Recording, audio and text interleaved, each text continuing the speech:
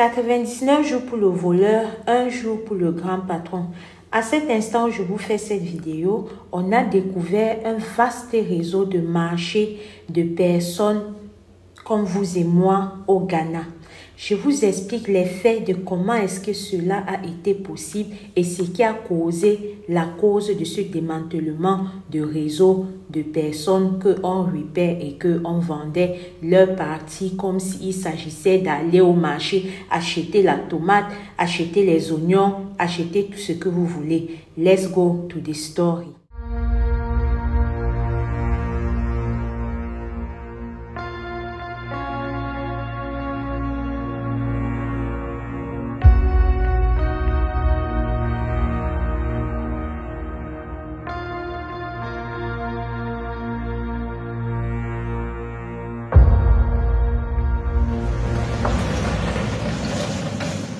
Cette série de révélations déroule avec la disparition d'un garçon. Alors ce garçon-là, sur les réseaux sociaux, il a fait la rencontre d'une fille. Quand il a vu cette fille, il était intéressé par elle.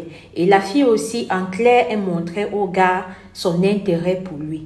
C'est ainsi qu'ils se sont donné un rendez-vous, histoire de se voir, histoire de se découvrir, histoire de savoir, voilà, s'ils peuvent avoir une histoire ensemble. Le gars, avant de partir à ce rendez-vous, a pris la peine de dire à son frère où est-ce qu'il partait, bref, du moins, la personne qui partait rencontrer. Maintenant, quand il arrive au rendez-vous avec la fille là-bas, quelque chose s'est passé, bref, on a zigouillé le gars et on a amené son corps quelque part. Je vais vous dire à la suite de cette histoire.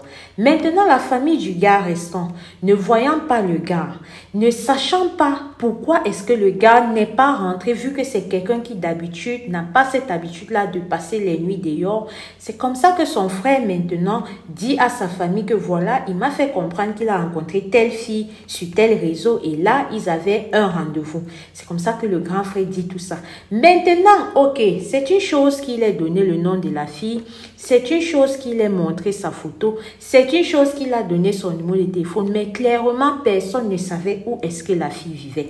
Clairement, personne n'avait aucune information sur ce réseau social-là pour pouvoir au moins se savoir où et comment est-ce qu'il faudrait commencer à faire des recherches pour trouver cette fille-là. Ne sachant donc pas quoi faire, c'est comme ça que la famille du gars se lève, ils partent à la police. Quand ils arrivent à la police, ils expliquent un peu tout ce que je viens de vous expliquer. La police décide de mener des investigations. C'est ainsi qu'ils ont passé 7 jours d'enquête. Au bout des 7 jours d'enquête, à travers la fille, ils ont pu démanteler un réseau. Du genre, ils se sont rendus compte que la fille, elle n'est pas à son premier coup. Et la fille, quand elle agit avec tout ce que vous voyez qui défile dans cette vidéo-là. Maintenant, jusque-là, ils n'étaient pas encore au bout de leur peine. Jusque-là, ils ne pouvaient même pas imaginer ce qui allait être en train de chauffer à l'heure où je vous parle au Ghana là. C'est comme ça que quand ils tombent sur la fille, ils décident de mettre un peu de pression, de savoir ce qui se passe. Donc, tous les membres du groupe là ont été neutralisés, avec un peu de pression et tout et tout. C'est comme ça qu'il y a un parmi eux qui a craqué. Et il a décidé d'expliquer ce qui s'est passé avec le frère qui a disparu et dont il fait l'objet de recherche. Il explique que le frère, en fait, a été pris dans un guet-apens, que le mode d'action à eux était de partir sur les réseaux sociaux, de tendre un peu les pièges et ceux-là qui tombaient, voilà, c'est comme ça qu'ils fixaient un rendez-vous et quand tu arrives là-bas, on te zigouille. Et quand ils font comme ça, maintenant, ils ont un endroit où ils partent stocker tous les corps de ces gens qu'ils ont zigouillés et où ils prennent maintenant la peine d'arranger, de diviser, genre comme si c'est que tu as peut-être ton comptoir marché, tu exposes tes tomates, tu exposes ton ail, tu exposes tes oignons et consorts. Donc, c'est comme ça qu'ils prennent la peine de... Ils arrangent bien par catégorie. Et quand ils font ça maintenant, asseyez-vous bien. Quand ils font ça maintenant, vous savez qui sont leurs clients. Ce sont des féticheurs. Ce sont des hommes politiques puissants. Ce sont certains bonbons pasteurs. Ce sont certains brouteurs. Ce sont certains yao boys. Bref. tous les gens bizarres, zarbi là, c'est eux qui sont leurs clients. Et le mode d'emploi était très simple. Quand ils parviennent à voir une nouvelle personne qu'ils ont appâtée dans les griffes, c'est comme ça qu'avant même de zigouiller la personne, ils appellent déjà leurs clients. Écoute, you know, ici là, 8C, on a ceci là de quelqu'un, on a ceci là de quelqu'un. On a ceci là de quelqu'un, on a même Kwetou là-bas, en bas là-bas, on a ceci, on a ceci. Qu'est-ce que tu veux? Est-ce que tu passes commande ou bien tu veux venir sur le terrain voir si ça correspond? Je vous assure, c'est ce qui se passait.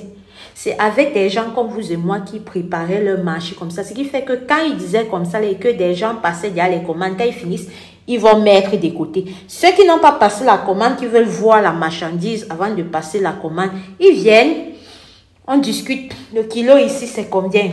Ceci ici, c'est combien? Seigneur! Donc, dans ça, là, comme ça, quand on a attrapé le gant, la personne ne voulait parler. Comme on dit toujours, dans chaque gant, il y a toujours un maillon faible. C'est maillon faible, on a bien mis pression sur lui. C'est lui qui a parlé, détaillé tout ça. À l'heure où je vous raconte cette histoire, ces gens sont toujours entre les mains de la police qui sont en train de mener des investigations et qui ont promis que même si c'est que c'est l'enfant de qui, même si c'est que c'est quelle personnalité publique, leurs noms vont sortir, leurs faces vont être exposées parce qu'ils sont fatigués. Ils ont dit, tel que j'ai suivi ce reportage-là, que d'habitude, ce sont des trucs qu'on écoutait souvent au Nigeria. Mais depuis quand est-ce que ça arrive au Ghana? Est-ce que ça a toujours été au Ghana avant qu'il n'y avait pas seulement l'exposition? Est-ce que c'est en 2025 c'est là que ça commence à être exposé au Ghana? Parce que quand on parlait de ceci, rituel, machin, on savait seulement que c'est le Nigeria. Le Nigeria est en train de prendre balle perdue ici. Oh! Donc là, maintenant, ils ont décidé que non. Ils vont faire ça. Et c'est comme ça que tous ces gens-là, ils les ont placés sur haute surveillance parce qu'ils ont dit au cours de leur communauté de presse qu'ils savent que ces grands hommes politiques-là, ces grandes personnalités qui ne veulent pas être identifiées, ils vont tout faire pour ruiner les gens-là. Donc les gens-là sont gardés comme des présidents à l'heure, si là. On peut faire ça. Donc quand vous et moi, vous marchez là, il y a certains qui nous regardent seulement comme de la marchandise. Ça, c'était notre rubrique True Crime africain d'aujourd'hui. J'espère vraiment que la vidéo t'a plu et le meilleur moyen de me le faire comprendre, c'est de me laisser un like, partager si tu peux et commenter si tu peux aussi. Si c'est ta première fois avec nous, ici, nous parlons d'histoires vraies et ou mystiques. Nous parlons aussi des cas comme ceci, True Crime africain. Et à côté, on peut avoir des astuces de grammaire. Et récemment, on a ouvert une nouvelle playlist qui est Actu du jour.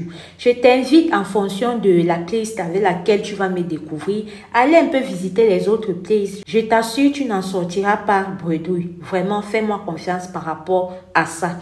Et aussi ici, dans notre communauté, quand il s'agit des histoires vraies ou mystiques, quand un de nos frères, voilà, prend la peine et tous les risques que cela implique de nous raconter son histoire, parce que nous sommes clairs que si ce que je raconte une histoire et que tu sais que tu es le protagoniste de cette histoire-là, même si je camoufle ça comment, tu vas savoir que c'est de toi qu'il s'agit. C'est pas si tu vois un peu le truc. Voilà. Juste pour ce risque-là, je vous en prie. Quand il y a un HVM, voilà, histoire vraie et mystique, laissez un like, commentez, histoire de faire monter la vidéo, histoire de faire en sorte que d'autres personnes qui ne nous découvrent pas aient le plaisir de nous découvrir. Parce que ici, là, ce que nous faisons, nous sommes tous d'accord que ça peut sauver des vies. Si tu le fais, je te le remercie. Je n'oublie pas de vous demander d'être prudent, de prier sans cesse parce que le dehors est miné.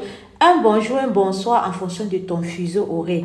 Ici Alicia Lotus, je vous dis à très bientôt pour une prochaine vidéo. Mais avant, il y a peu, je me suis lancée sur ce réseau-ci. Je t'invite à aller m'encourager là-bas en t'abonnant et en regardant mes vidéos de temps en temps si ça te parle. Si tu le fais une fois de plus, je te dis merci. Au revoir, take care, bye bye.